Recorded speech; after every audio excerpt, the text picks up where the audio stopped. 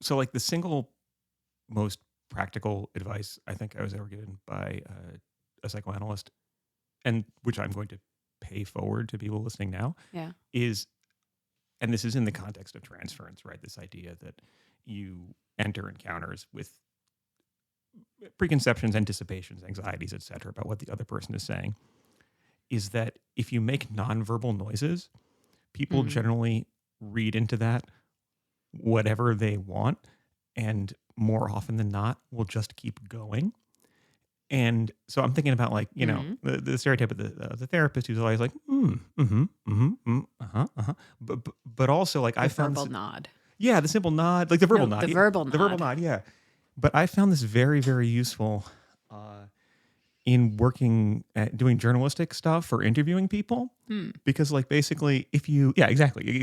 Yeah, I mean, now that I'm sensitizing us to it, it's probably going to be ruined. But Well, I do it. yeah, you do it in classrooms too, right? Like you just keep making noises, and generally speaking, people will assume that you're agreeing with them, and they'll keep giving you stuff.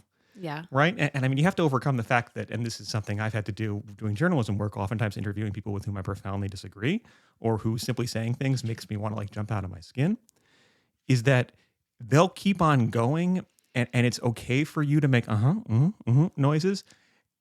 And that's not the same thing as you're being like, I endorse your views. Yeah. Or like, I agree. So you'll get people to just like, they'll start building up momentum. They'll keep going. Sometimes they'll say things that they really shouldn't say, which is, you know, good practice if you're a journalist to get people to do. Or maybe it's a good practice. Is it? I don't know. I mean, when we talk about Janet Malcolm in a little while, not today, but yeah, no, we'll get into that. But like, I guess what I'm saying here is like, you're not implicated if you make like a, you know, you just engage in like these like, Make that noise again. Yeah, I don't know. Maybe that noise would make me stop. I don't know. That noise had like a. Yeah, okay, that's not it. But more like just like. I would be upset if my therapist made that noise. The full Scooby Doo, like. Yeah, no, that won't. But yeah, like not verbal. It's like people keep going. They keep producing content. We're content producing beings, and you can facilitate that flow. Horrible. That's horrible. We are content producing beings. I want you to take that back. We used to be rational animals, but now we're content-based animals. On that note, are we ready to talk about transference? I think so.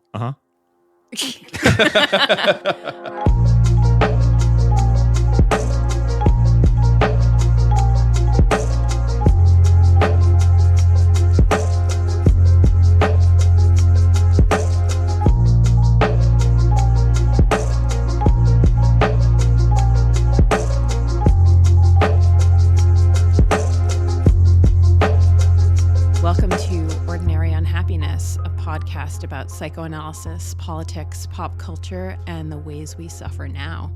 I'm Abby Kluchin. I'm Patrick Blanchfield. And I'm Dan Yowell. And today we are talking about the phenomenon of transference, which is, it's many things, but it is, among other things, the sort of motor energy of psychoanalysis. Patrick, before I dive into like the Freud of it all, do you want to give a little overview? Yeah, let's definitely say that transference is a top 10 psychoanalytic concept. It's definitely up there in the top, maybe top 5 even. We could all rank it alongside like the unconscious or something, or defense mechanisms. But Repression. Yeah. Why did I forget that one? I wonder why. But look, like. Yeah, so this term transference, Abby will walk us through the Freud, and we'll talk about it in other sort of thinkers and traditions. But for our purposes, just initially, we can turn to Freud's original German word for this, and forgive me for my terrible German pronunciation, but it's Übertragung. God, my German only is getting worse. I guess I'll read it, but yeah, so it's Übertragung. Yeah, and it's there's an umlaut over the U and not over the A. And the deal with that in German is, as with a lot of Freud's vocabulary, it's more straightforward than the English translation for reasons we can talk about, but also it has some additional meanings or valences. And loosely, it has the sense of like a transmission, right? Or like a broadcast, like a TV show could like broadcast it. Of course, that was prior to Freud's time.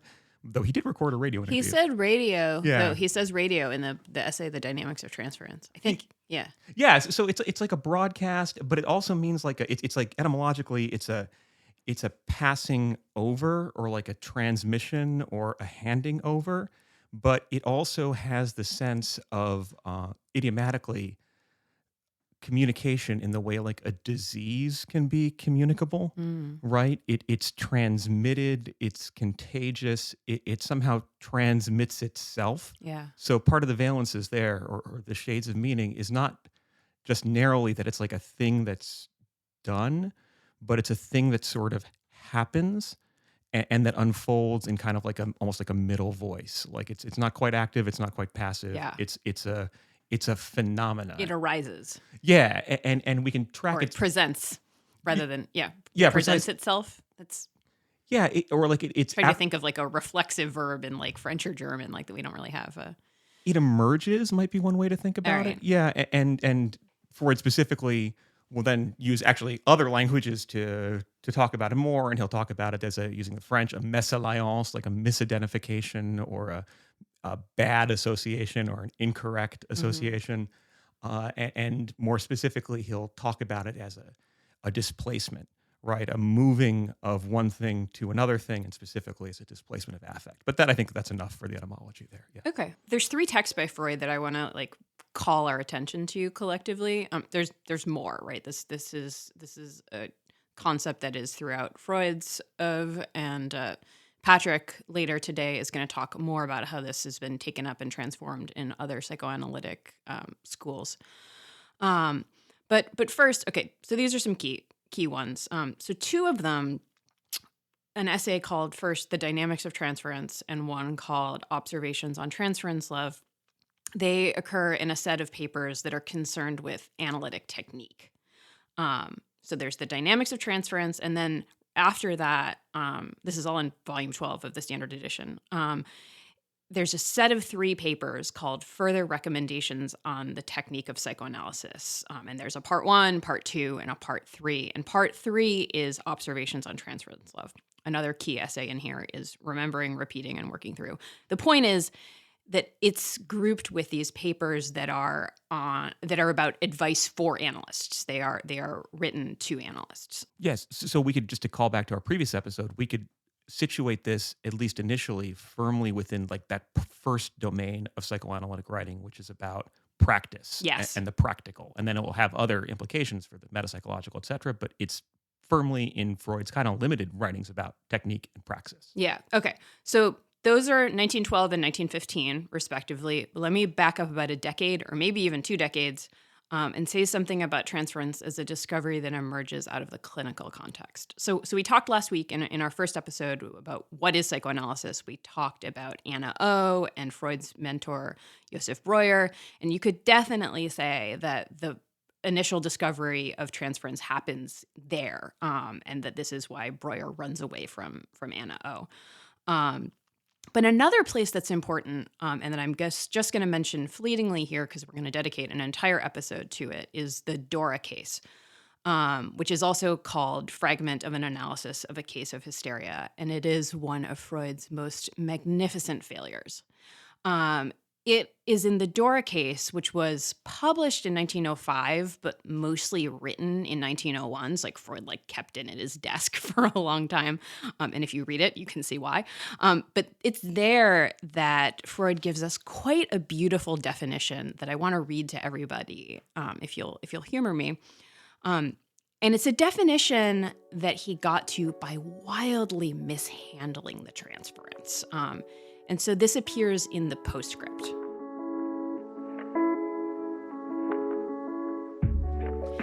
It may be safely said that during psychoanalytic treatment, the formation of new symptoms is invariably stopped. But the productive powers of the neurosis are by no means extinguished. They are occupied in the creation of a special class of mental structures, for the most part unconscious, to which the name of transferences may be given. What are transferences? They are new additions or facsimiles of the impulses and fantasies which are aroused and made conscious during the progress of analysis. But they have this peculiarity, which is characteristic for their species, that they replace some earlier person by the person of the physician. To put it another way, a whole series of psychological experiences are revived, not as belonging to the past, but as applying to the person of the physician at the present moment. Some of these transferences have a content which differs from that of their model in no respect whatever except for the substitution. These, then, to keep to the same metaphor, are merely new impressions or reprints. Others are more ingeniously constructed. Their content has been subjected to a moderating influence, to sublimation, as I call it, and they may even become conscious by cleverly taking advantage of some real peculiarity in the physician's person or circumstances and attaching themselves to that. These, then, will no longer be new impressions, but revised editions. If the theory of analytic technique is gone into, it becomes evident that transference is an inevitable necessity. Practical experience, at all events, shows conclusively that there is no means of avoiding it, and that this latest creation of the disease must be combated like all the earlier ones. This happens, however, to be by far the hardest part of the whole task. It is easy to learn how to interpret dreams, to extract from the patient's associations his unconscious thoughts and memories, and to practice explanatory arts.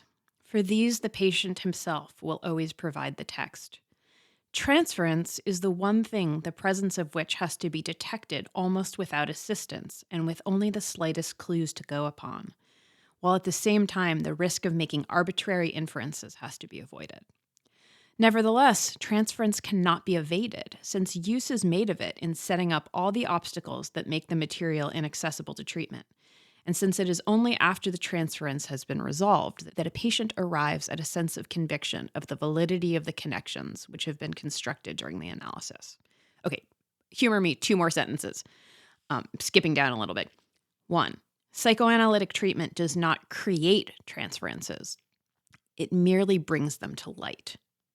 Second, transference, which seems ordained to be the greatest obstacle to psychoanalysis, becomes its most powerful ally if its presence can be detected each time and explained to the patient.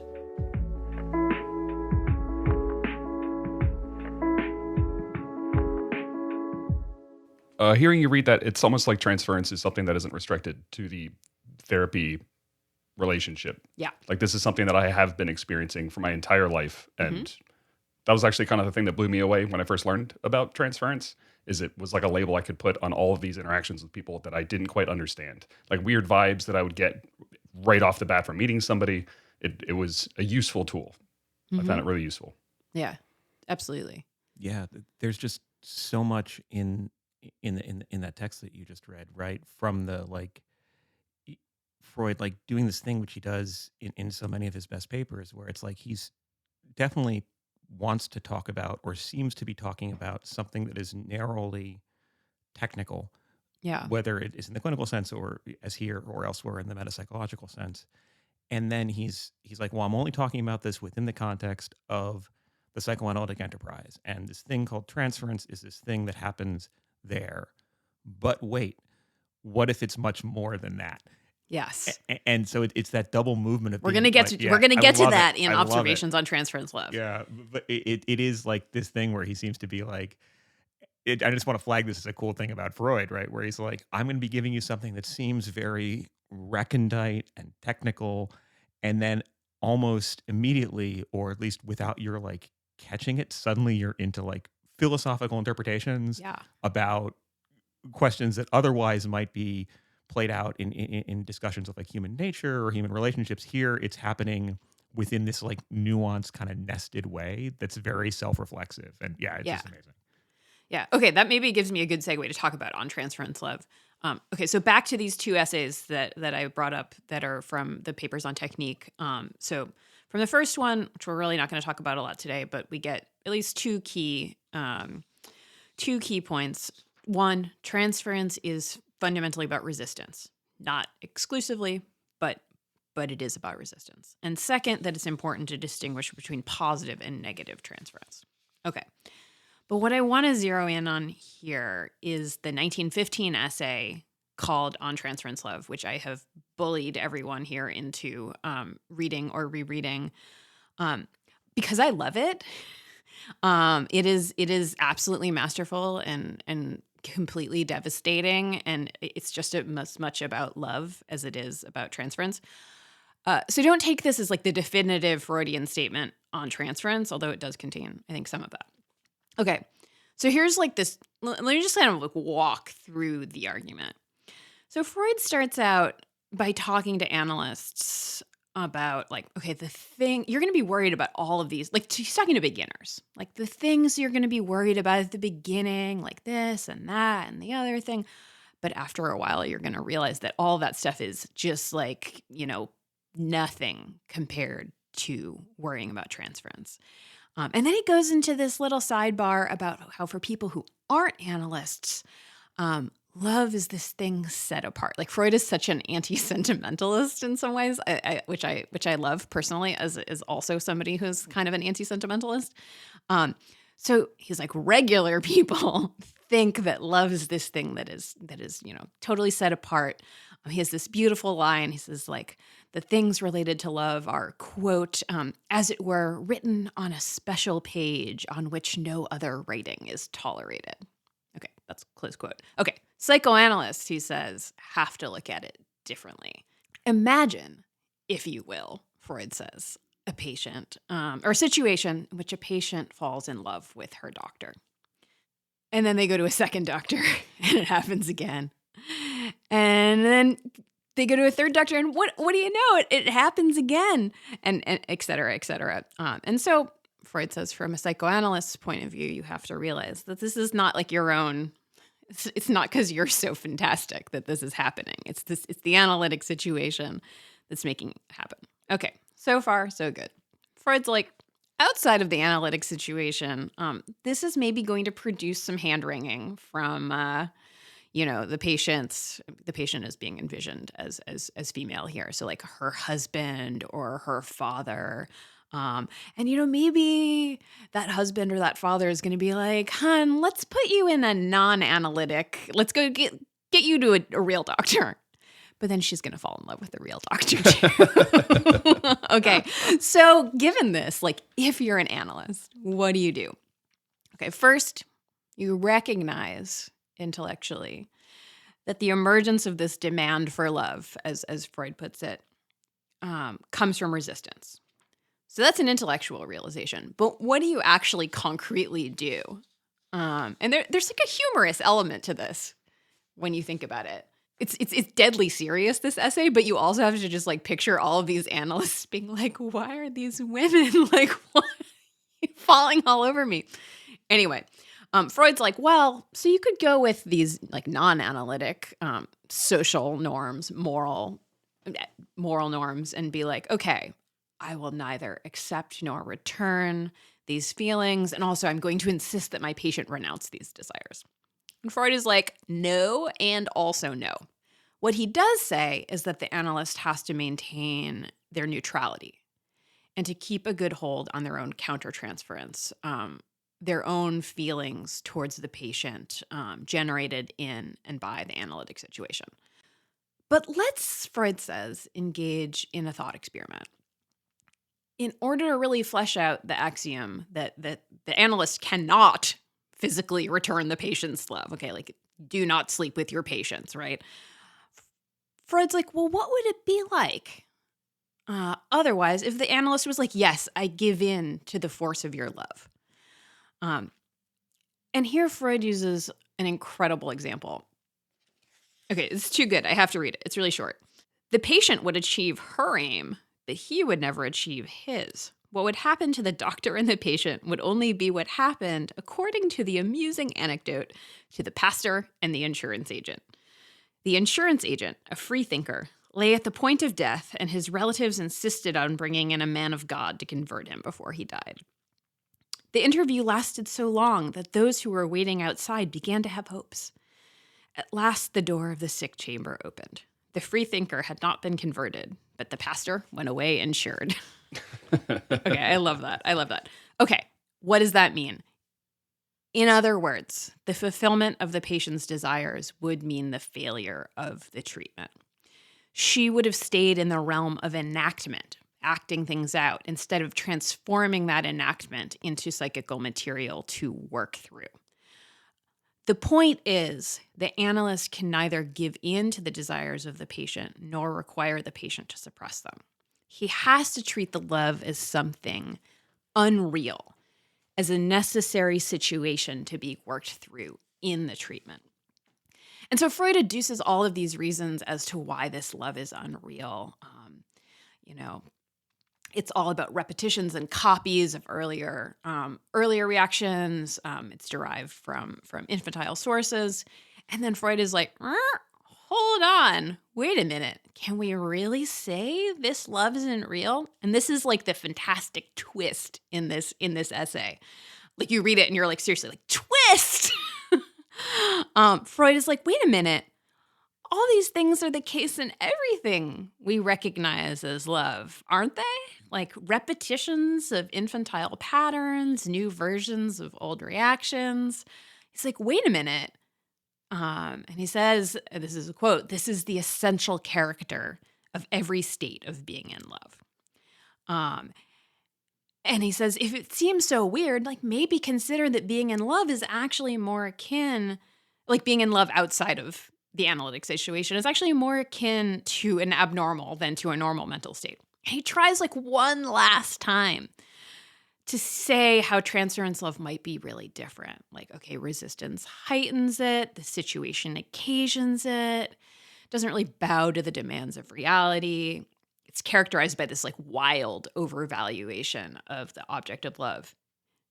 And then again, he's like, wait, but all these things that set it apart are what sets love apart. And so like Freud doesn't really he doesn't put it in so many words, but kind of what Dan was getting at earlier is sort of like the kicker here is like, so all love is transference love? And before I stop talking, let me say one other thing. I alluded to Janet Malcolm earlier. I think we did this last week too, to her book, Psychoanalysis, The Impossible Profession. But there's a line that I want to read to you, or a couple of lines that I want to read to you about what Malcolm has to say about this, because I think they're just like so, literally my copy of this page has come out because I've read this so many times. So this is what Malcolm says about transference reading this essay. She says, the phenomenon of transference, how we all invent each other according to early blueprints, was Freud's most original and radical discovery. The idea of infant sexuality and of the Oedipus complex can be accepted with a great deal more equanimity than the idea that the most precious and inviolate of entities, personal relations, is actually a messy jangle of misapprehensions, at best an uneasy truce between solitary fantasy systems. Even or especially romantic love is fundamentally solitary and has at its core a profound impersonality. The concept of transference at once destroys faith in personal relations and explains why they are tragic. We cannot know each other. We must grope around for each other through a dense thicket of absent others. We cannot see each other plain. A horrible kind of predestination hovers over each new attachment we form. Only connect, E.M. Forrester proposed. Only we can't, the psychoanalyst knows.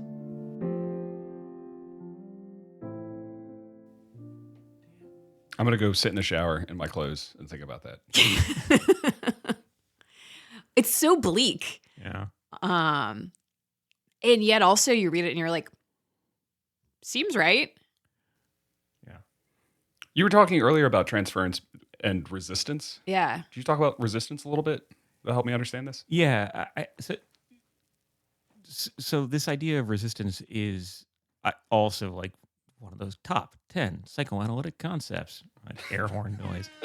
But I think in the German here, it's Widerstand. Again, I'm sorry to people who actually speak that beautiful language properly. But like, my friend Leanne says that German is the language of subtle seduction.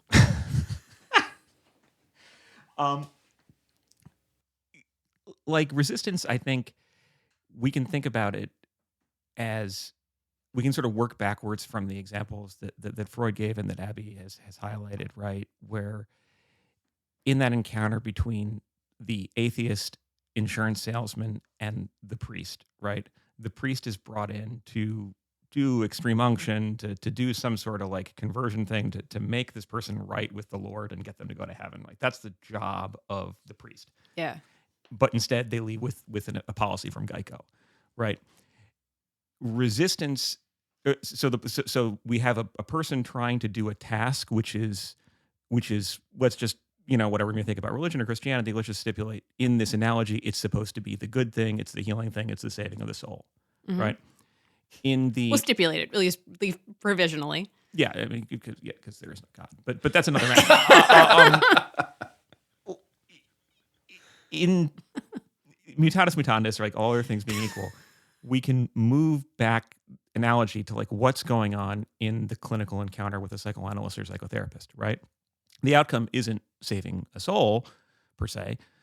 It's alleviating symptoms. It's dealing with someone's pathology, or what we could call like their problems in living. It's making them have a different relationship to their relationships. It's doing something that has an outcome, which is other than the professional who's doing the thing or who has a task there, leaving with like a nice feeling or a check or an insurance policy. Yeah. Right. So resistance in this sense is understood as anything that subverts or works against the progress of the treatment and the realization of the goal of therapeutic healing. Right. So a resistance there are lots of different ways in which resistance can happen. Some of them are like, obviously like resistance in the sense we might use it colloquially, right? Where an analyst says, oh, I think this is what's going on with you, or it's weird that this thing is happening, or basically makes an interpretation. And imagine like, I don't know, like Tony Soprano flipping a table and being like, fuck you, I'm out of here. This is terrible. This is bullshit. Like, obviously that's resistance. That's an acting out, right? The treatment is over. The guy's problems aren't getting better. But you could also have a resistance in the mode of intellectualization, being like, well, ooh, that's a big one for me. Yeah. Well, I know. Sorry. You're the best therapist ever. In fact, you're the only, you are the best therapist on the planet. I am just soaking up your wisdom, and I'm going to keep repeating it to myself, and I'm going to change nothing about how I live, but I'm going to agree with you 1,000,000%. Thank you so much, doctor. And you do like the classic like grin fuck where you're like nodding wildly and you shake their hand and then you leave and then you do nothing changes, and in fact you double down on the things in your life. And you don't do that like maybe you do want to double down from a position of like further insight, but here the therapeutic process has clearly been subverted because, well, you're not processing the insight, you're intellectualizing it, right? Or you could also think about resistance in terms of like avoidance. Yeah. If the central thing that you're there to discuss, you literally cannot bring yourself to talk about. I mean, you can. This is a thing I think about actually all the time. Like pedagogically, I'm thinking about like, oh, we're trying to do this thing, and like everyone is assiduously avoiding, not necessarily consciously, but like assiduously avoiding like getting to the thing that actually matters. Yeah. So resistance in this mode is like, and I think we can maybe understand. We could ask like this big question of like, why do people resist? And one answer, or why do people resist? And there are lots of different answers to that, but one of them is like, truth can hurt, right? Or like change can be threatening, or like maybe you don't want to, you're attached, you could say, to your symptom. And one more analogy might be helpful here, which is also from that example. And this gets at the love stuff. The like, imagine the patient that goes to see a therapist and they're like, this is the best therapist ever.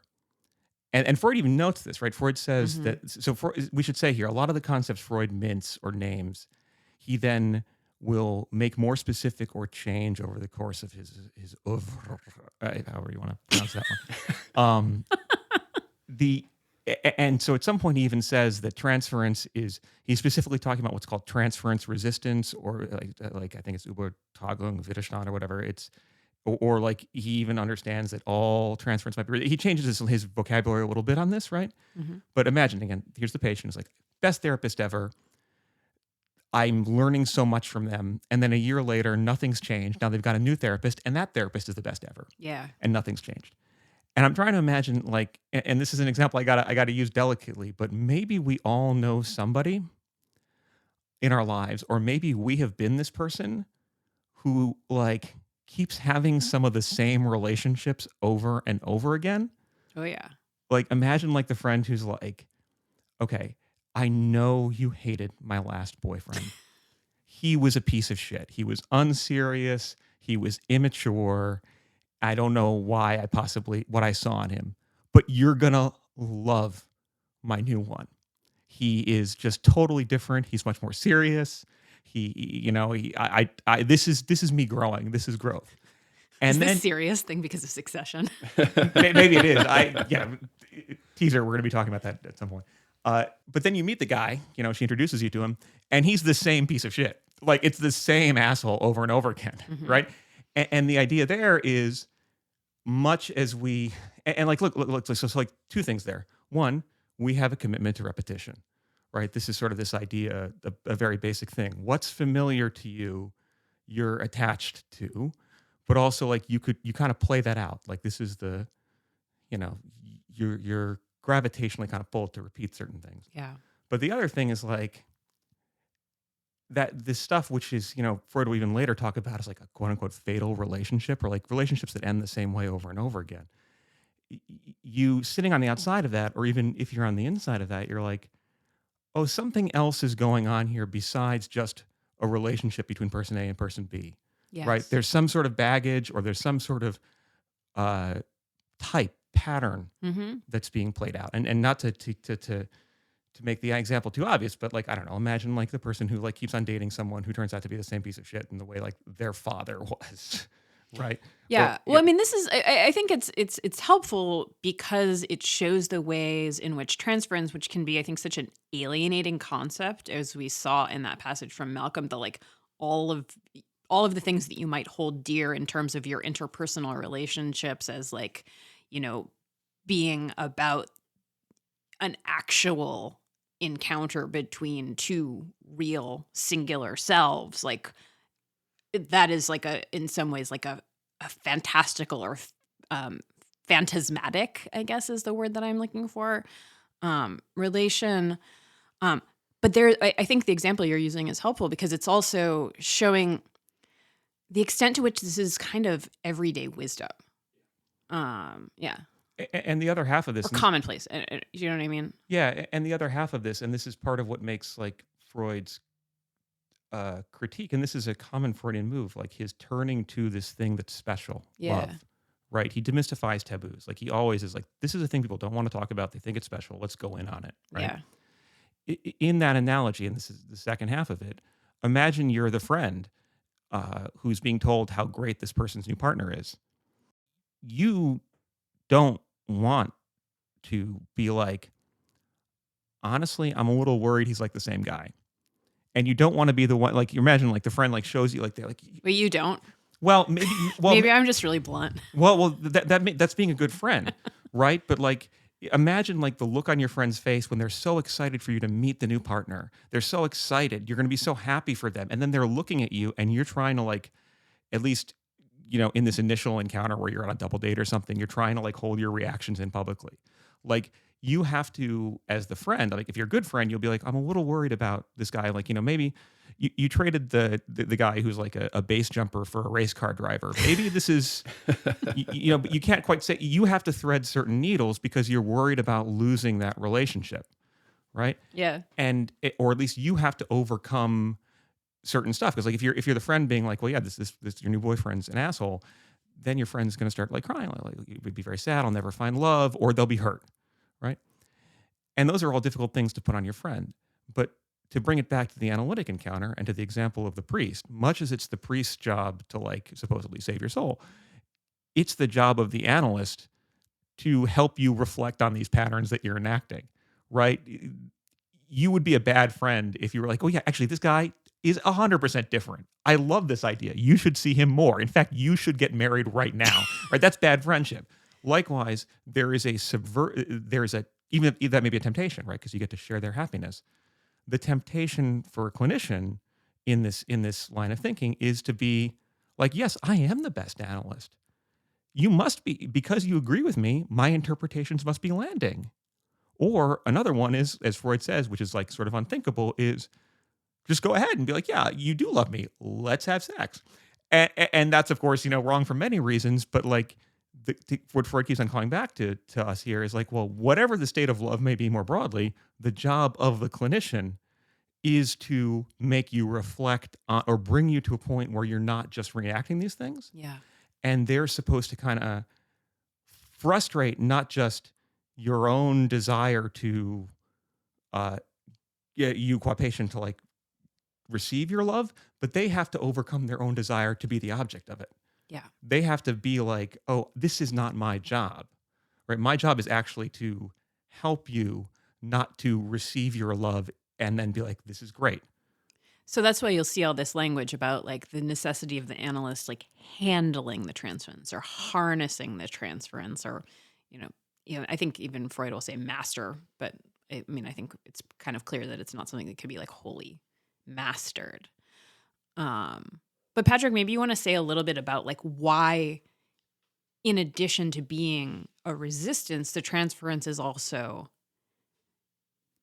absolutely like the condition of the possibility of change in analysis. Yeah. And I think one thing to say as we segue into this is to go back to the quote that you read to begin with, right? And this is also present in the Janet Malcolm, where one thing that happens a lot with Freud is where like he notices something and he's like, oh, this seems to be a problem. This is an impediment to the work of healing. And then he's like, well, no, actually, what if we lean into this and we put emphasis on it and we think about it, and then suddenly it becomes a tool and even a sign of healing, right? So we talked about this last week briefly, like vis-a-vis free association. Like it's actually very, very hard to freely associate, like to say everything that's coming into your mind, because wait for it, you will suddenly have unbidden resistances. Right. Yeah, like for the first time, you'll have nothing in your mind, for instance. Yeah. Or something pops up in your mind and you don't want to say it. Right. And the in micro, the clinical sort of move for it to make people, well, let's talk about why free association doesn't work there.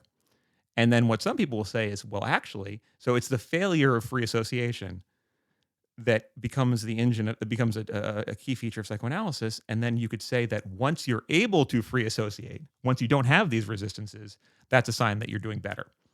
So here, Freud, or you're done. Or you're done, yeah. So again, this is a kind of a paradox, right? And the idea that free association is both like impossible, but then it becomes a thing that you start doing better, right? An analogy sometimes comes up that I think is like meditation or something, which I'm not bad at, but like as a thing you do to learn to fail with grace, right? How do you do it? You're doing it over and over again. The doing of it consists of doing it and realizing, like reflecting on how you're doing it badly.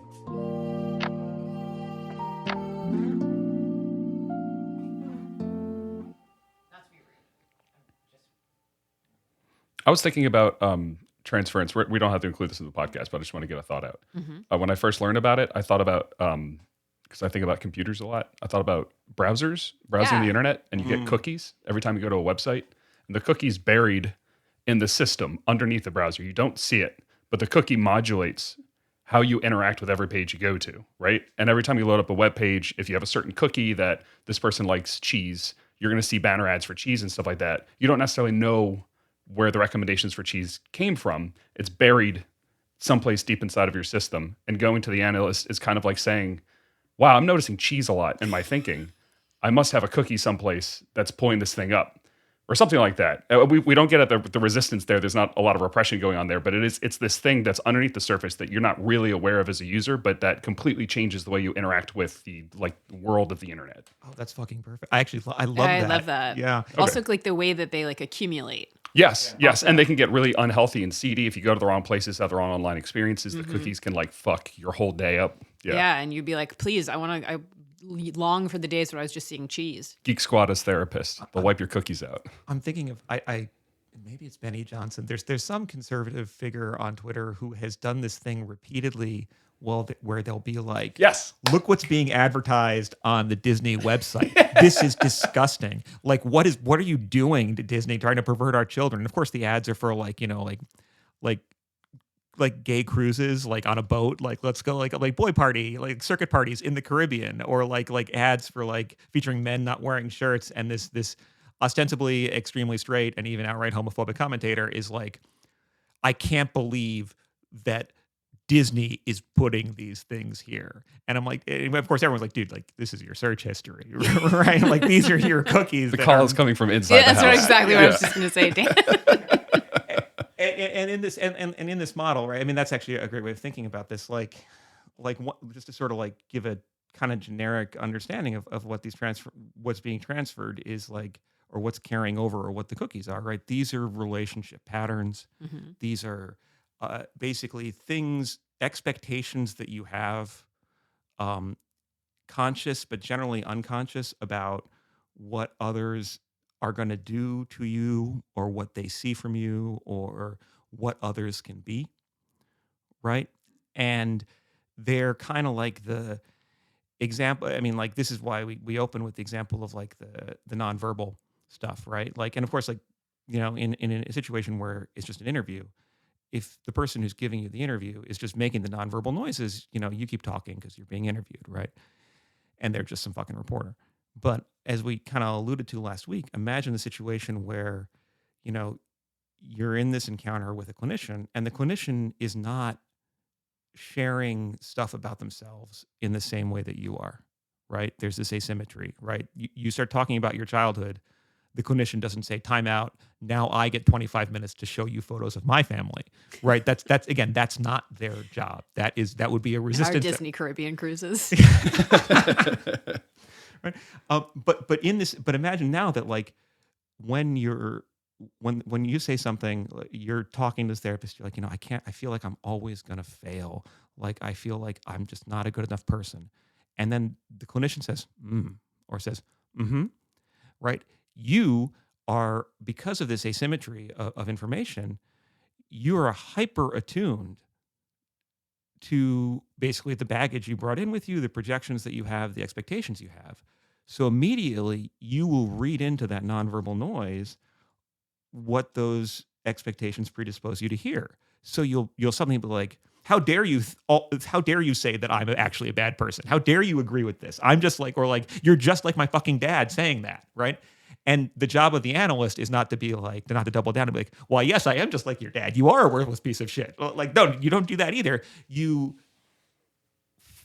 frustrate that expectation, right? You ask someone like, well, all I gave you was a but you're having this reaction. Let's talk about that reaction. Let's think about it, right?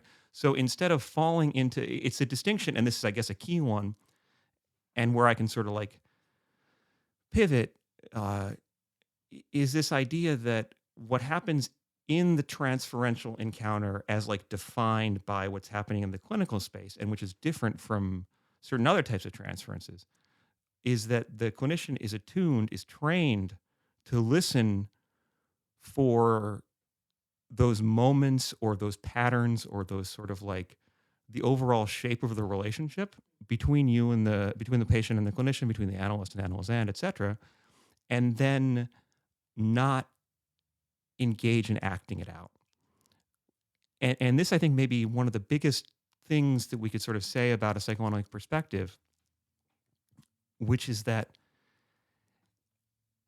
desires or things or traumas can be put into words, and that does something to those desires, those traumas, but also what they mean for you. Or another one might be that putting things that you remember or don't really remember can get, or recollections, right, can get put into words and reflection rather than just repetition. Yeah. That interpretation can and reflection can substitute for acting out, right? And I think that this is, to tie a kind of nice bow on this, this may be part of the, like like there's a technical way to describe like and we can historicize this if we want later, but like one definition, but two definitions for what happens with psychoanalysis with an eye towards resistance that we can use, right? One, which is sort of was taught to me as like, quote unquote, like the church definition of psychoanalysis, like in those words, and it's kind of sly, is that a psychoanalysis is the creation or the facilitation of a transference neurosis that is then successfully resolved via interpretation from a position of analytic neutrality. I'm going to repeat that. A psychoanalysis is the creation and resolution of a transference neurosis from a position of analytic neutrality, right? And that neutrality, well, there are a lot of terms there, and some of them we'll talk about more, I'm sure, later, right? But that neutrality isn't like an indifference or not caring from the analyst. It's a neutrality vis-a-vis the transferential expectations. Yeah. Right? So the analyst doesn't say, yes, your dad was right, you will always be a failure. And the analyst doesn't say, no, you're not a failure, you're the best. Much in the same way as the analyst doesn't say, no, you don't love me, all love is wrong, like there is no love, right? Or being like, of course you love me, let's get married. I've married all of my patients and this is working great, right? You instead take a neutral position vis-a-vis those desires and those projections, expectations, and you interpret it. And the idea there is that by developing that capacity in the person who's coming to the clinician for help, they take that capacity and that affects their other relationships. So they're no longer committed to the repetition of those patterns. Or if they do repeat those patterns, they do it with a bit more reflexiveness and consciousness, and as a choice rather than something that happens to them. Rather than something that's inevitable. Yeah. And unconscious. Exactly. And it's so there's this process of more broadly of like making the unconscious conscious that produces behavioral change, or to use a technical term, like the mechanism of therapeutic action in psychoanalysis involves this constant like development of the capacity to reflect, or the translation of your fears or these things that you enact into words. And I'm going to invoke a lovely sort of like way that one analytic thinker, and this is Max Hernandez, puts it, right? And it's this idea that, and this is a reading of the observations on transference love, right? That love is the motor of the analytic cure as well as the main obstacle to it. That's lovely. It's really nice. And another way, and Ethel Spector Person, who's another brilliant analytic thinker, glossing this kind of puts it as this way of like, you know, in what we could call real life, as in, and real here is only relative, like the relationships that you have with that person you're dating, with your family or whatever, right? Your neuroses, which we could just call for now your hangups, those cookies, your commitment to those cookies, the repetitions. The neuroses interfere with your capacity to love. So in everyday life, your ability to love is hampered by your transferential baggage, your neuroses. But in the treatment situation, love, if you lean into it in this enactment way, is the impediment to insight and healing. So it's precisely by denying that bid for love and instead being like, no, let's interpret, which is, you know, we could itself think of as a very caring, loving gesture in its own way, but like it's by denying the desire to repeat that the person who comes to the therapist for help no longer repeats in their relationships that matter outside clinical work.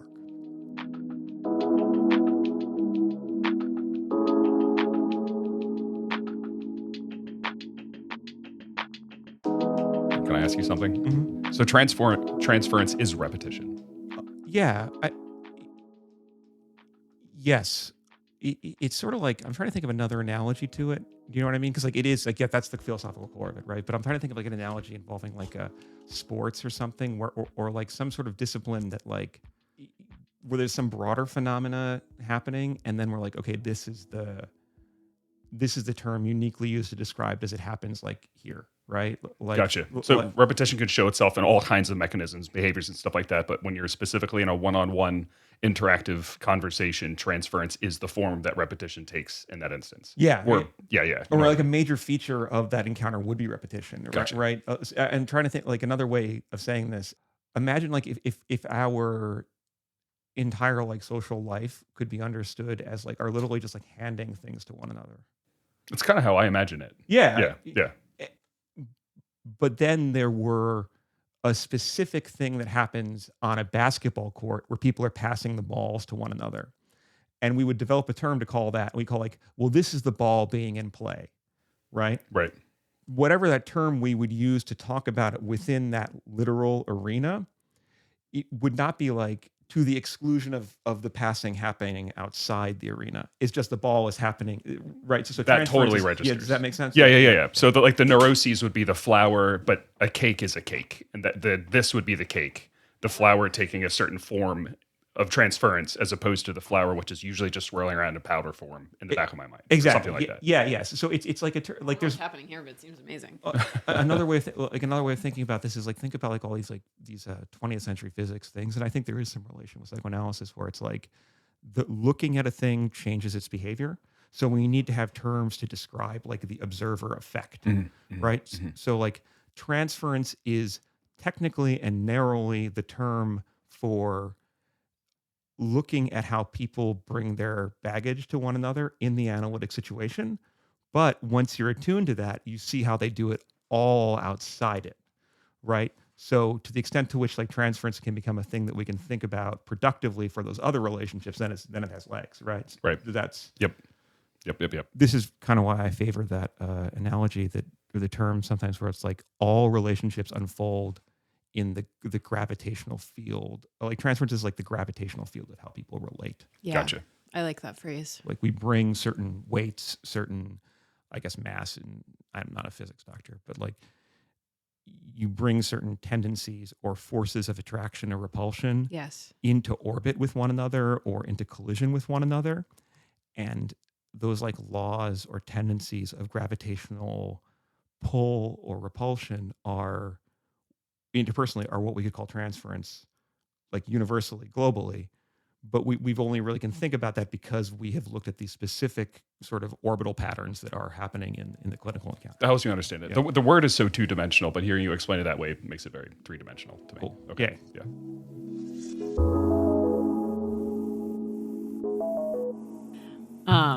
So are we going to hear from Dan a little bit about transference at the bar? Well, I mean, when I got this job, I'm bartending. I've been bartending for a little while now. Yeah. For I don't know, maybe like 6 months or so.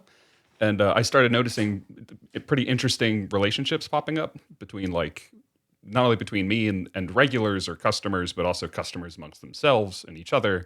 And I've seen some of them in and outside of work, and I've seen kind of the way behavior shifts, like almost geographically. And Yeah. I remember I came to you guys shortly after starting the job and asked, like, because I was aware of transference, and I thought, I don't know, maybe in my mind I was restricting it mostly to the therapeutic setting, and it wasn't really settling in that actually, no, this is an acting out that happens kind of 24/7 if you're around other people. And Yeah. you were saying, like, actually, no, not only are you experiencing it, but like that profession is kind of famous for that. Yeah. Yeah, absolutely. Or like I also think about like hairstylists, massage therapists, tattoo artists, especially when there's like physical contact going on for an extended period of time where people are sharing life stories and goals and things that they're passionate about and stuff like that. That this is something that can like crop up between two people. Yeah. And I've also, So in my time at the bar, I don't know. Maybe you can tell me: is this transference? We could make this into a game show. Is this? I mean, the transference? answer is always going to be yes. Okay, all right. So I don't we know how all like win. fun of a game it's going to be. All right, but we all win. Yeah, I don't know. I've had people come into the bar and the first time they're very friendly, cordial, whatever, and then 2 or 3 visits later they're coming in only to drink water and cry, to talk about relationships that are going awry. Ooh, I hope they're still tipping. Yes. I know love languages are bullshit, but I can like see that some people like the way they show appreciation is with massive giant fat tips. And also I should hedge all of this by saying that, hey, folks at the bar, if you're listening to this right now, I do love you. You're all very nice people. I do appreciate them. And that love is real in the same way that all love is real, which is to say phantasmatic. Even if it is completely manufactured by the situation of me being paid to be behind a counter and then coming in to pay me for my services. Like it's almost like that groundwork is the stratus that like all the other activities are allowed to take place in, because I am firmly fixed in a box. Yeah. They know how we're going to interact, and then other things kind of grow off of that. We have a baseline fixed when we first are introduced. I will say though, like, I mean, Dan, like, I mean, you're my friend and you're also my next door neighbor. And producer. But like even before any of those things were true, except for the next door neighbor part, I feel like it was really easy. And I'm not like a person, like I'm usually the person that people are like, let me tell you all of my feelings. And I'm like, The gush listener. like, Yeah. yeah. My mom is like that too. Like she tells nobody anything about herself.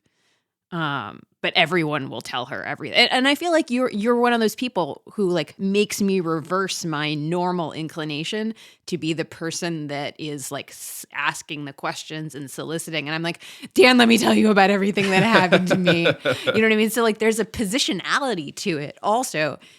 But I mean, I guess I think it's important to say that we're not in emphasizing like the transferential dimension of relationships. Any bartender would not necessarily provoke the same thing that you are provoking. Provoking is like a weird way. I know what you mean by it. Evoking. Yes. Yeah. I know what you mean by it. Yeah. And in the same way, there would be certain, like I might develop a different transferential relationship with a particular therapist than I would with a different one, right? Or like not at all. I would be like, I actually really hate this person, and maybe I can't tolerate working through that, or it's not going to be useful to do so. But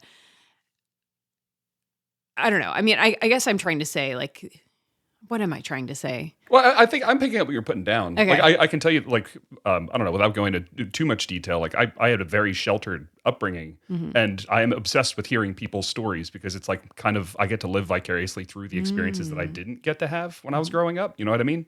Yeah. So I'm kind of prone to want to listen and ask, oh, yeah, why is that? Oh, why do you feel that way? Oh, interesting. And a lot of the nonverbal nodding, I hear people with political opinions that I find, like, repugnant, awful, morally evil sometimes. Yeah. And I sit there and interesting. Huh. Just because I get to peek behind the curtain and see what they're actually thinking. It's I'd find it extremely valuable. This is making me think of so many things. Like one, like is like the thing of like imagining like so that phrase like analytic neutrality again. It's not like you're not taking sides on ideas. You're just not taking sides with their projections or transferential desires. Like I'm thinking about like bartenders' analytic neutrality, or like the evenly floating attention of the bartender, right? Where it's like, and I guess this is what I'm getting at. It would not be your job to get into a debate with someone who's there to drink about what they think about Ron DeSantis. Right? In fact, that would be a bad thing for you to do. You would get fired and there might be a fist fight. But also, like, there is like this, I'm just thinking about the fact that like a person walks into a bar, which is like the beginning of a joke, but also is like, that's the conjuring of a scene that's like blocked in some way. Yeah. You know, it's the way that how our icon, which again, and in addition to being a producer, is the artist for, like the idea of like there's a chair and there's the couch. The analyst sits here, the patient sits here. And of course, there are different actual arrangements at this point in terms of how that plays out. But I'm thinking about you're literally on one side of the bar. They are on the other side. You don't like go around and sit next to them and like put an arm around them, right? Nope. You don't start pouring them free drinks. You don't say, now it's your turn to get behind the bar and pour me drinks, right? Those would all be, we call them resistances, but they would definitely be, they would be impediments to the It would proper... be norm violations. They'd be norm violations. They would be impediments to the proper directionality of flow of liquor or beer. And I feel like in this type of thing that we're talking about, like structurally, the interpretations are supposed to flow in a certain way, right? And it would be well, we could use the word like, it would be bartender malpractice to start pouring everyone free drinks, right? Or to like start denying people drinks, or based on their political views, for based instance. on I do have to deny drink sometimes. But. Well, I guess I sling the occasional free beer. Don't tell the owner. Yeah. Well, I guess that people do drive. So That's allergies best don't- practices, I think. Yeah. No, that's kind of what I was getting at earlier about, like, everybody has a parent who has to interact with the person at the checkout counter at the grocery store. And everybody's parents have different styles of interacting with them. Some of them like to crack jokes and, oh, no price, I guess it's free. And other people, want to be cordial, and other people are completely stone quiet. Either way, it's like a preset setting where that thing that's bubbling under the surface gets to come out because the setting is already accounted for. They don't have to assume anything about the personality or the upbringing of the person behind the counter. They just know, I buy, you bag. We get to communicate without any other baggage getting in the way. and stuff kind of comes out. Yeah, it's all positionality. Yeah. And it's like those rules are, the norms are like guardrails for making sure that certain things don't happen, and they're the condition of possibility of the encounter. Yes. Right. I mean, this is, I gave that the church definition of psychoanalysis earlier, right? That kind of complicated thing involving a bunch of buzzwords, but another kind of more evocative definition of what happens in psychoanalysis is that two people get into a room, and like their agreement is they can talk about anything, but the one thing that can't happen is that they can't fuck. Yeah. Right. And it is sort of like, we can understand that broadly, but like you're not supposed to like hug people per se, or like, dude, you're not supposed to get touchy, right? And I think that there is a way in which, like with the bartending thing, it is like there's certain things that, like, the moment they start tending bar, or the moment you're only pouring drinks for free, or the moment you're being like, no, I don't want to hear your story or whatever, that's a resistance or a subversion of the process. And the other component to this too, though, is about like this sort of natural disposition, and maybe something we can even build to talking about, like the love of the analyst, or the love of like because you have to have a certain capacity, or you have to have something that you, and Dan, I do think you have this, it is like a capacity to elicit something from people, like a willingness to be attuned to them, and and not necessarily immediately feel like you have to vindicate some point or occupy some position, and like you don't take the agreement necessarily personally, and it's precisely because you're not taking it personally that you can actually let them have a certain type of personal experience.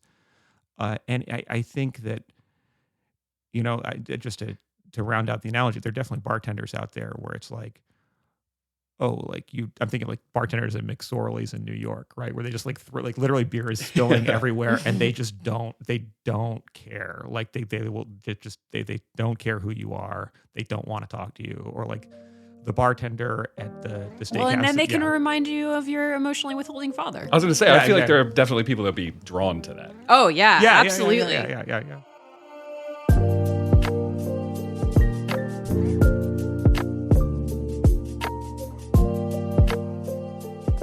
We were talking about transference. Can we also talk at some point about, you had some examples of like why we want to have a beer with the president? Oh yeah, like so like, again, like this can all sound very abstract, but like the idea that like we have expectations, which are again like formed in the crucible of the family. Like that's another key psychoanalytic thing, right? Where are these infantile experiences? Yeah, and infantile, etymologically means like before you're speaking, like these basic experiences of like primary caregivers or the people around you, right? You don't have to be a psychoanalyst to note how when people talk about their relationships, or like, again, relationship is almost not even quite the word, because we're really in the realm of the phantasmatic, or I guess it's the word because we're talking about the phantasmatic dimensions of the fantasy dimensions of relationships, where it's like when people are talking about extremely powerful, distant, but like present through media figures, the templates that they use for these are oftentimes from those like infantile kind of things. I'm thinking about like the amount of times like, oh, I don't know, like during the 2016 primaries, or like people start fighting over which candidate they back more, and at a certain point it stops. There's no policy involved in that.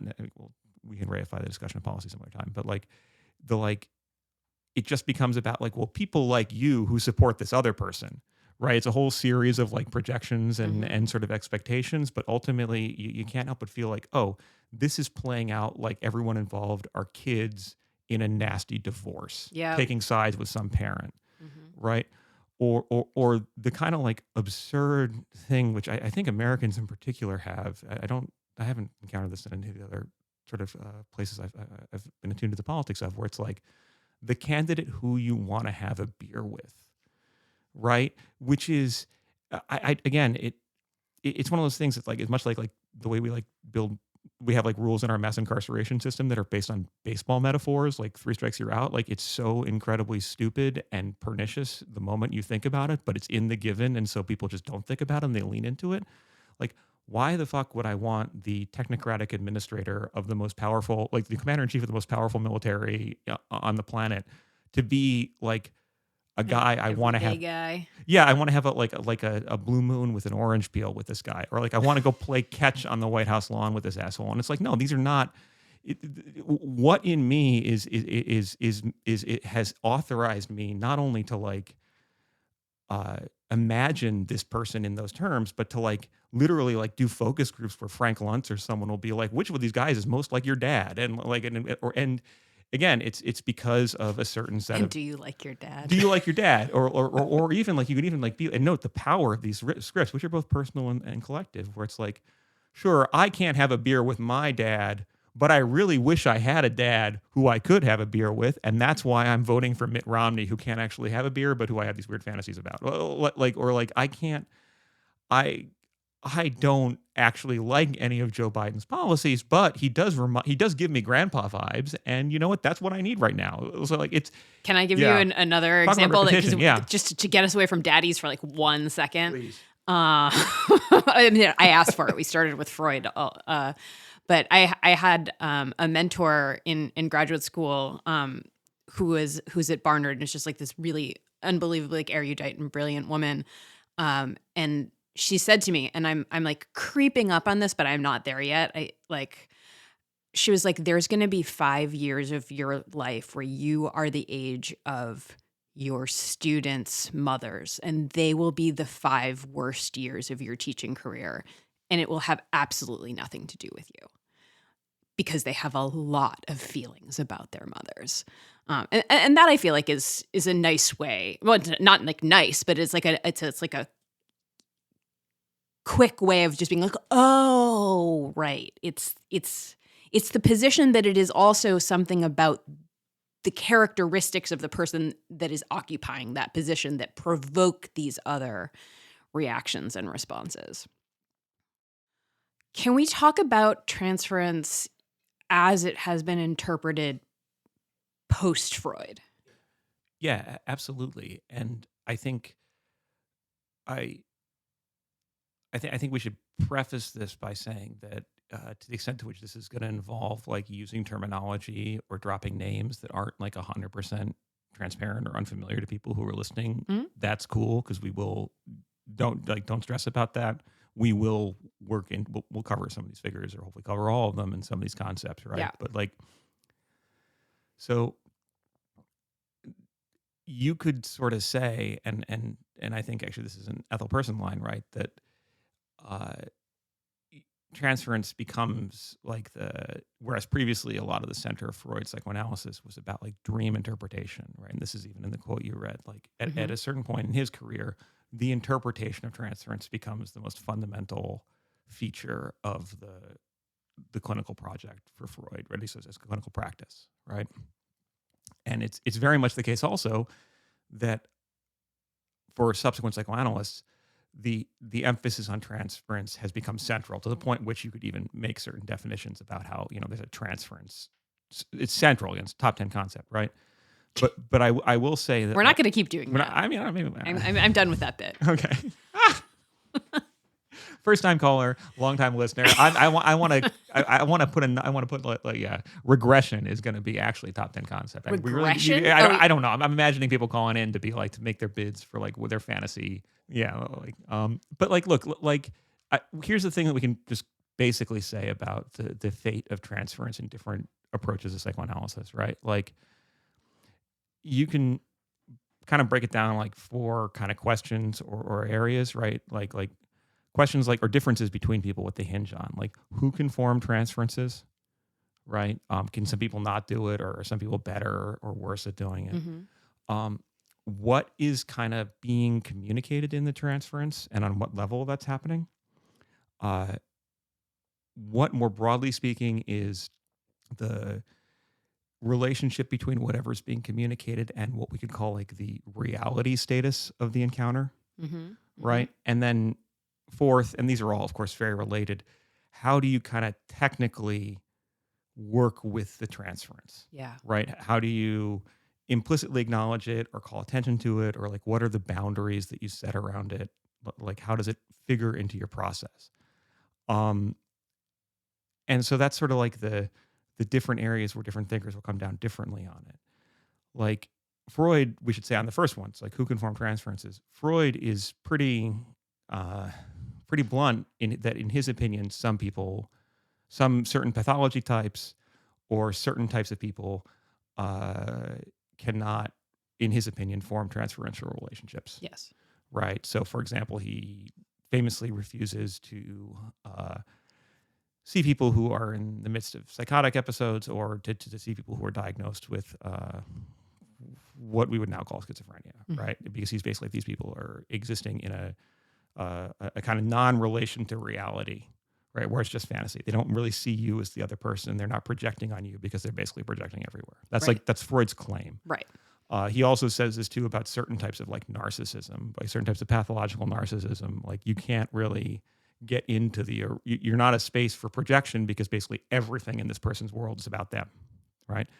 Now, subsequent analytic thinkers, and this is getting into a subset of discussions of what we could call analyzability, or like the capacity of people to be analyzed, Yeah. or analytic. Susceptibility to the process of analysis. Yeah, and in fact, this is actually kind of helpful too, because early in Freud's work, he draws an analogy where he's like, transference is like involves a susceptibility in the way that, like, in order for hypnotic suggestion to work, you have to be susceptible to hypnosis, right? So like a certain setting and type of things have to happen. And, actually, I think there is some empirical data that some people are more prone to hypnosis, and I think it tracks your ability to roll your eyes back in your head, apparently. I don't fucking know. But like, Really? so, yeah, I think so. The ability to do certain types of, I'm going to need a citation for that later. I actually saw this done by a psychoanalyst who was a trained hypnotist. And he was able to get some responses out of people. There's some sort of scale on it. We could talk. Okay. It doesn't. But yes. So like, a lot of what the history of psychoanalysis is more broadly is people being like, oh no, actually, this group of people or this phenomena which was excluded by Freud, we can actually bring into the pale of care, but also we can bring into the theoretical apparatus of psychoanalysis by revising Freud or reading Freud against himself, right? So, for example, in the question of like the example of people like people who are having psychotic episodes, or people who are again might be diagnosed as schizophrenic, what Freud would call people with dementia praecox, right? Like precocious dementia, like early in life dementia. There are certain schools of psychoanalysis, and here I'm thinking specifically of Lacanians, who will actually be like, no, you can do analysis with these people, but you have to be very attuned to like language and repetition and certain types of things, right? So immediately these questions of like who can form these relationships and how does that impact your technique are at play in there. That the Lacan stuff gets really complicated really quickly, but perhaps a better example for us to think about immediately is like the question of children. Yeah. Right. And Freud, again, famously, like the only schizophrenic he analyzes is actually by a book. He reads a really kind of Judge Schraber. Yeah, that book is wild. Oh yeah, we'll come back to that. Yeah, but not today. No, not today. Basically, he does a memoir of a person who has had a series of psychotic breaks, and but Freud also doesn't really, with the exception of his daughter, a lot of Freud's work with children is by remove. There's a case of Little Hans, right? Where it really involves letters and Yeah. But immediately, like as Freud is in his latter years, people start debating like, well, can kids form transferential relationships with an analyst, right? Right. And then you also get all of these folks like, well, Anna Freud, but also like Melanie Klein, who are doing child analysis. Yes. Yeah. And there the question is like, and part of one way we could understand like what sort of is at stake there, right? Is that whereas with like people who are, again, in the Freudian model or schizophrenic or psychotic, et cetera, like there is no transferential possibility because supposedly it's all just fantasy type stuff. The concern with, or the concern prima facie with kids is, well, they actually still have these parents in their life. They actually still have caregivers. They're still forming these infantile things. In fact, there's too much susceptibility to transference. So how could you do it, right? And for Freud's daughter, Anna Freud, and Melanie Klein, who's another prominent psychoanalyst in what's called the object relations tradition, kind of flesh out. They have one of the ways that they have a very major fight in the mid-century that involves whether or not kids can be analyzed, and one way that ultimately Klein, I think, kind of wins this, but the way she sort of reconciles this is by saying that yes, kids can form transferential relationships, but that transferential relationship is happening on like what we could call a very archaic level, or it involves like what we, again, this is terminology we'll get into later, like object relations or part objects, that what's being, and this is already getting to the question like what's being transferred, right? What is this space of transference? So these basic relationships with like goodness, badness, et cetera, like that's where you go. So that's like the question of like who can form transference. On the question of like what's being transferred, and of course these are all very related, much in the way as like, you know, like we already kind of implicitly said this, but right, our model of the clinical vision of transference, right, in that first dimension of psychoanalysis, the practical, implicates a model of normal development. This is the second dimension, right? This is metapsychology or psychology in general. Like people you form these attachments and then they get enacted, right? Other analysts will have different visions of what the transferential encounter is and where transference is what's being transferred there, right? Jung, who I don't want to get into too much today for many reasons, has this idea that there's he leans into the idea of identification with the analyst. He uses a phrase like participation mystique. The positive transferential attachment to the analyst becomes a thing you sort of work with.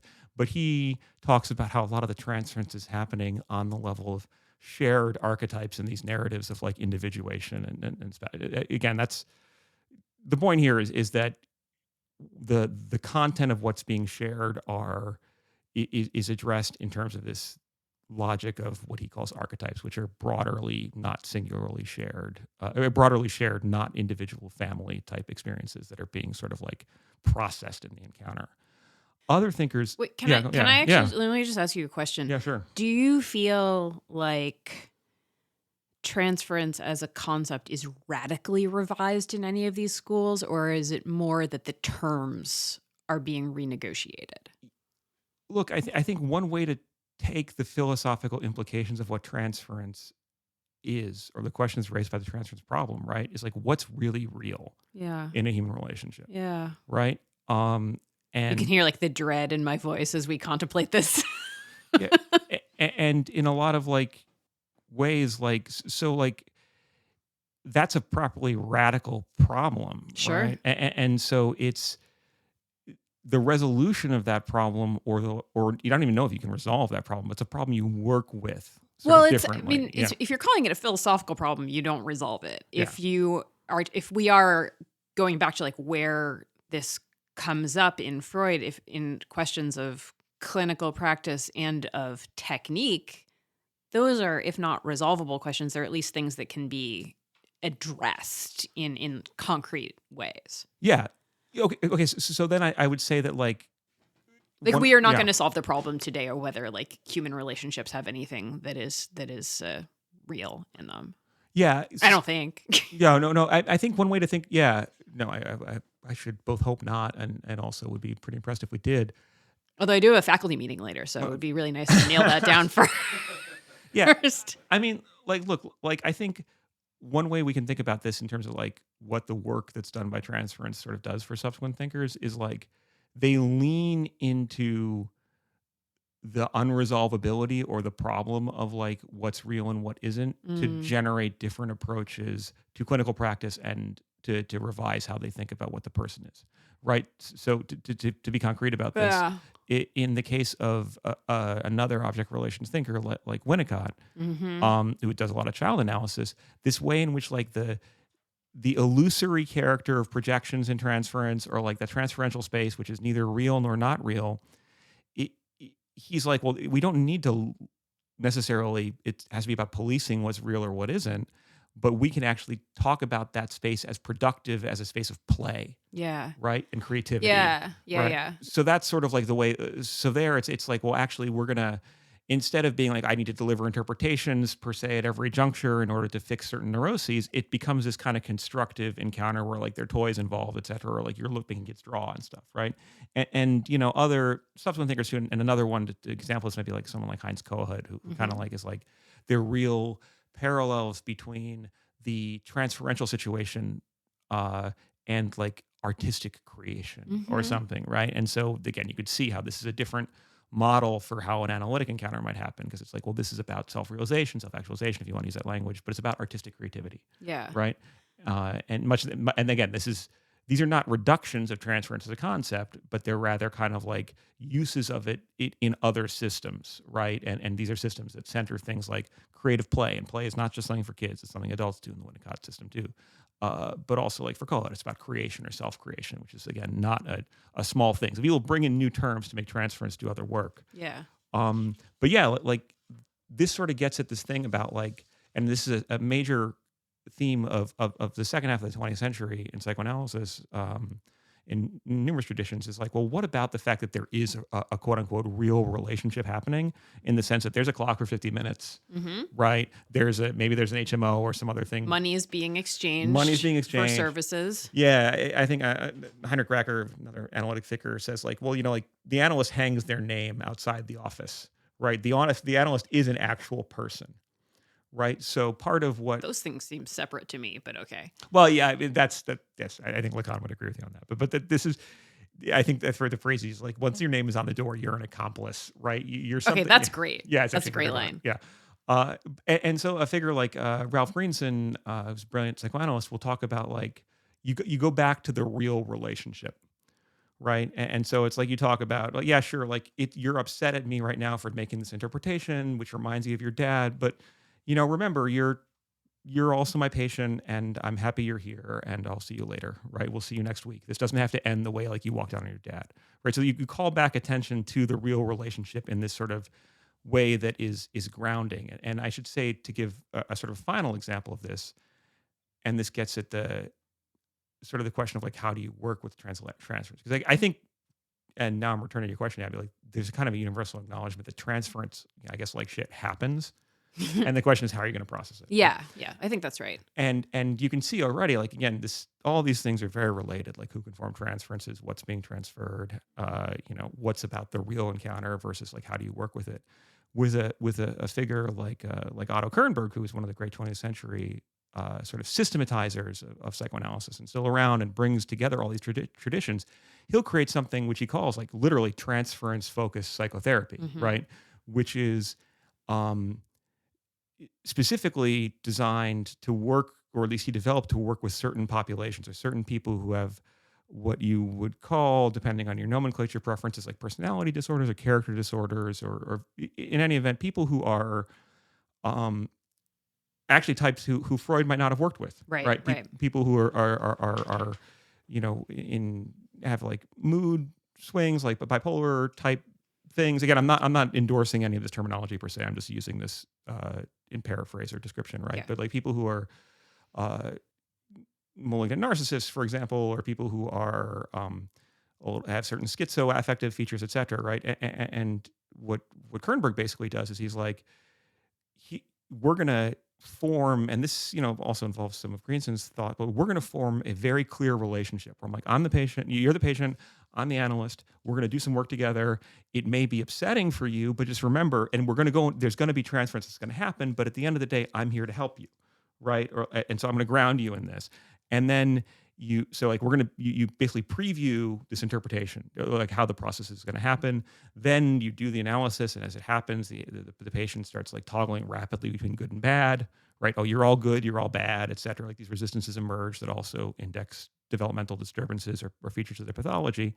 And what the analyst does is, well, in the moment to moment, sort of like, well, why'd you switch there? Why did I become all good, all bad, et cetera, right? And then that happens while within the context of basically, while the therapist is doing their interpretations, the therapist is also kind of holding the encounter and being like, yeah, this is about, don't worry, this is going to make you really anxious, but you can still leave, you can still come back, right? I'm going to be here. And then another dimension of the transference focused psychotherapy thing is that this is, you could see how like something quote unquote real, like medication, would be part of this, right? So you can actually like other dimensions of the relationship, whether it be how many times you're meeting, whether or not the person is also a psychiatrist and is scripting you for something, you're talking about symptoms, right?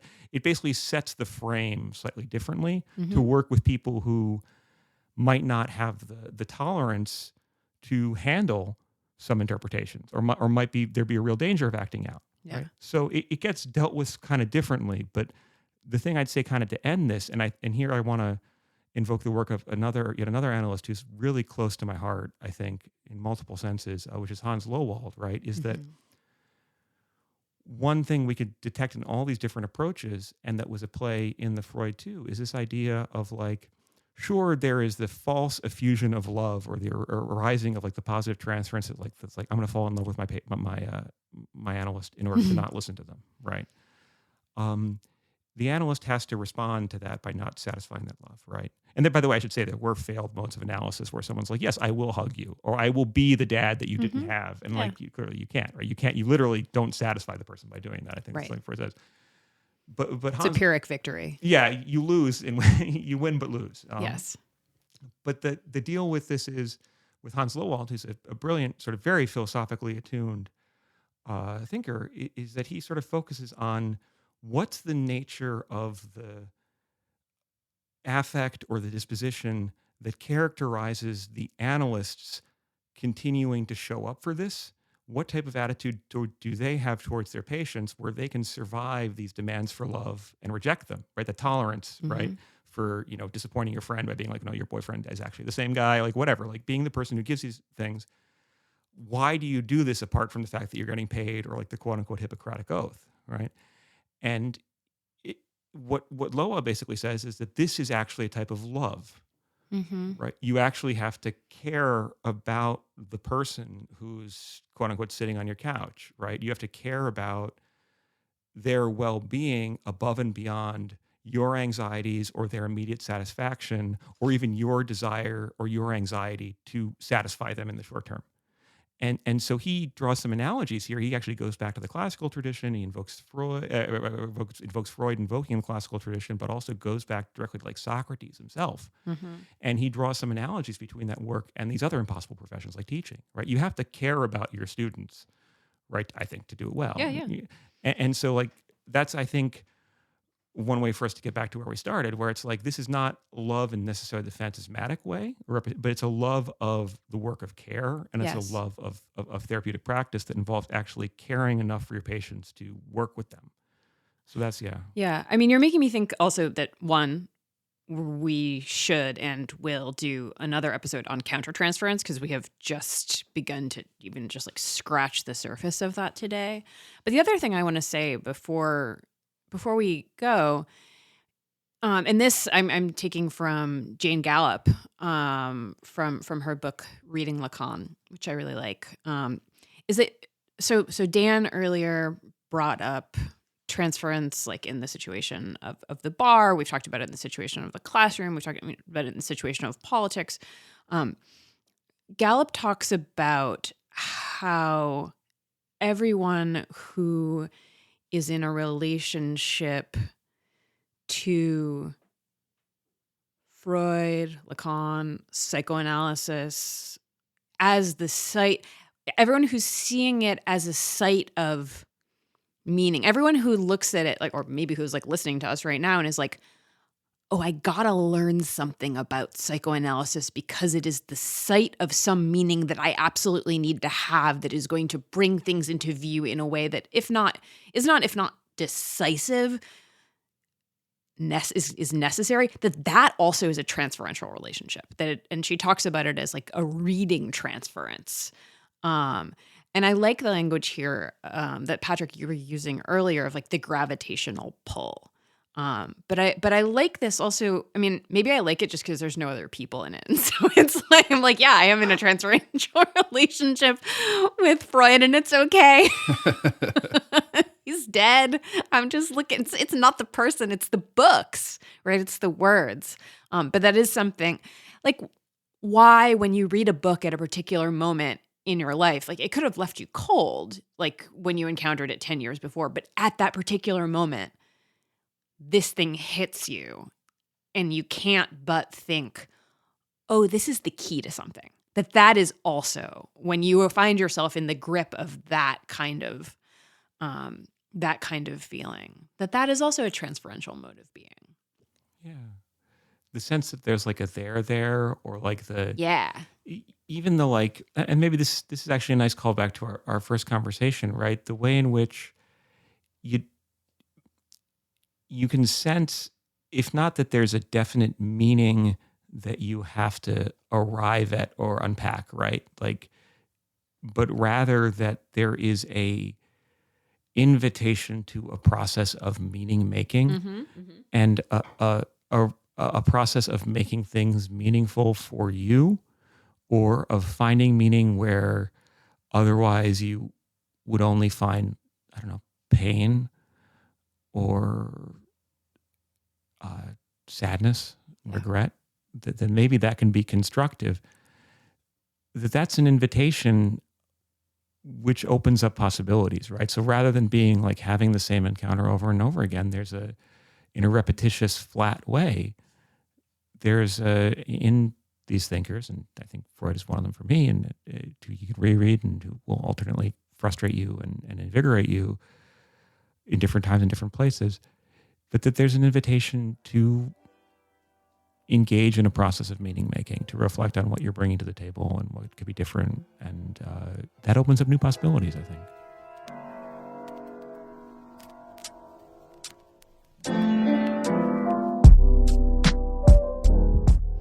So, speaking of people who, like us, are in a transferential relationship to the field of psychoanalysis, next week we have two guests. Hannah Zeven and Alex Colston will be joining us. They are the editors of Parapraxis magazine, and they run the Psychosocial Foundation, and we are going to be talking to them about why Freud is back. And the other thing that I want to say is that we are starting two ongoing series on the pod that are going to be Patreon only. One of them is Patrick. Patrick, you want to talk a little bit about wild analysis? Sure. So Freud has a phrase at some point. He's like very worried about the idea of analysis just that could be applied to anything, and that would just be, kind of spinning plates. It would spin off into self-reference, or it would never end, and it would be zany and wild, and people would be doing it who aren't analysts. Yeah, but might be calling themselves analysts. Yeah, it might be it might be a little unprofessional. It might be a little unauthorized, a little spicy. Yeah, it might be a little have some salt to it. And I think we're in these episodes, which we're going to call Wild Analysis. The plan is let's lean into that. Obviously not to cheapen the psychoanalytic enterprise or anything like that, but basically to do some applied psychoanalysis, to take up texts, and by text I mean fucking anything, right? Anything can be a text at that point, but to have conversations that are going to be a little bit more they're not necessarily ones that we're going to put on the public facing without a Patreon subscription thing, precisely because they'll be a little bit more let's call it constructive, but maybe also a little bit more creative, a little bit more loose, free associative. Yeah. Let's go with free associative. Yeah, I think what we're doing here is actually beautifully creative, and I don't want to undersell that. But it's going to be, it'll be different. It'll be weird. It'll be real. It'll be real. We'll learn a lot about things, and we'll learn a little bit about ourselves. And that'll be me and Dan and other people, and Abby will be in on some of them. But basically, that'll be the straight dope, where basically the things that we don't edit. The things that we do edit out will show up here. So exactly. The censor will not be. The censor will not be operating. Yeah. At least not so much. So Patrick's starting that, and I, meanwhile, am going to be taking up a project that I've been wanting to do forever, which is actually reading through the entirety of the standard edition, which I will be doing in small segments on Patreon-only episodes of this podcast with friends, loved ones, Dan, who is both of those things. Patrick occasionally.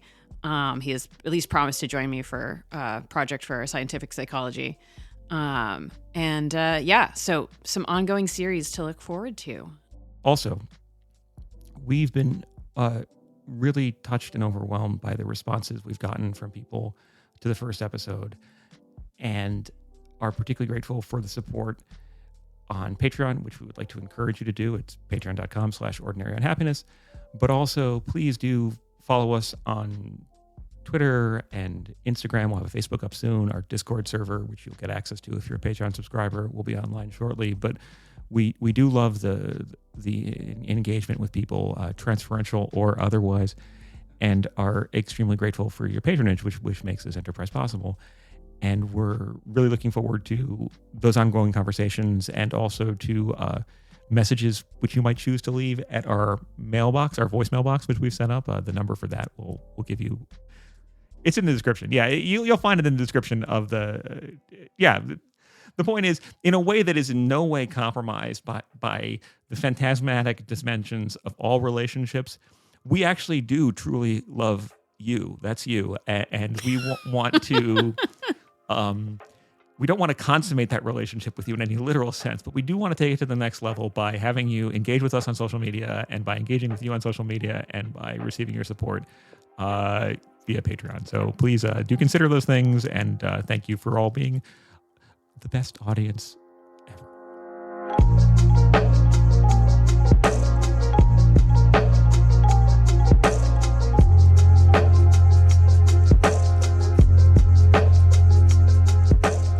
This has been an episode of Ordinary Unhappiness, a podcast about psychoanalysis, politics, pop culture, and the ways we suffer now, in collaboration with Parapraxis magazine. I'm Abby Kluchin, and was joined today by Patrick Blanchfield and Dan Yowell. Produced by Dan Yowell. Theme music by Formal Chicken.